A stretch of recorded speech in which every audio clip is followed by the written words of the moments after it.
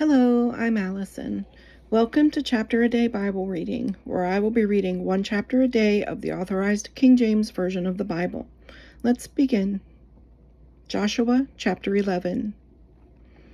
And it came to pass, when Jabin king of Hazor had heard those things, that he sent to Jobab king of Madon, and to the king of Shimron, and to the king of Akshaph, and to the kings that were on the north of the mountains and of the plains south of Kinneroth, and in the valley and in the borders of Dor on the west, and to the Canaanite on the east and on the west, and to the Amorite and the Hittite and the Perizzite and the Jebusite in the mountains, and to the Hivite under Hermon in the land of Mizpeh. And they went out, they and all their hosts with them, much people, even as the sand that is upon the seashore in multitude, with horses and chariots very many.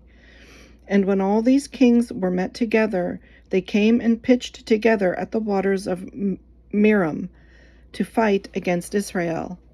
And the Lord said unto Joshua, Be not afraid because of them, for tomorrow about this time will I deliver them up all slain before Israel.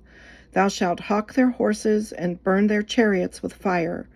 So Joshua came, and all the people of war with him, against them by the waters of Merom suddenly, and they fell upon them.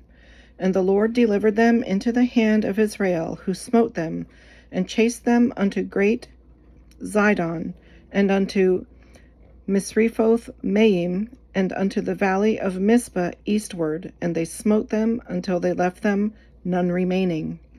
And Joshua did unto them as the Lord bade him. He hawked their horses and burnt their chariots with fire. And Joshua at that time turned back, and took Hazor, and smote the king thereof with the sword, for Hazor beforetime was the head of all those kingdoms. And they smote all the souls that were therein with the edge of the sword, utterly destroying them. There was not any left to breathe, and he burnt Hazor with fire. And all the cities of those kings, and all the kings of them, did Joshua take, and smote them with the edge of the sword, and he utterly destroyed them, as Moses the servant of the Lord commanded. But as for the cities that stood still in their strength, Israel burned none of them, save Hazor only, that did Joshua burn. And all the spoil of these cities, and the cattle, the children of Israel took for a prey unto themselves, but every man they smote with the edge of the sword, until they had destroyed them, neither left they any to breathe. As the Lord commanded Moses his servant, so did Moses command Joshua, and so did Joshua. He left nothing undone of all that the Lord commanded Moses. So Joshua took all that land, the hills, and all the south country, and all the land of Goshen, and the valley, and the plain, and the mountain of Israel, and the valley of the same, even from the Mount Halak that goeth up to Seir, even unto Baal Gad in the valley of Lebanon under Mount Hermon, and all their kings he took, and smote them, and slew them. Joshua made war a long time with all those kings.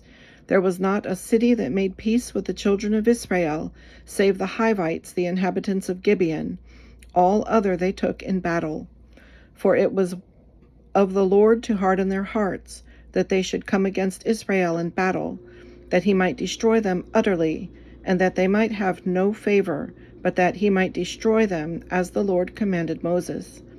And at that time came Joshua, and cut off the Anakims from the mountains, from Hebron, from Debir, from Anab, and from all the mountains of Judah, and from all the mountains of Israel. Joshua destroyed them utterly with their cities. There was none of the Anakims left in the land of the children of Israel, only in Gaza, in Gath, and in Ashdod there remained. So Joshua took the whole land, according to all that the Lord said unto Moses, and Joshua gave it for an inheritance unto Israel, according to their divisions by their tribes, and the land rested from war. This concludes today's reading. I hope you'll join me again. God bless.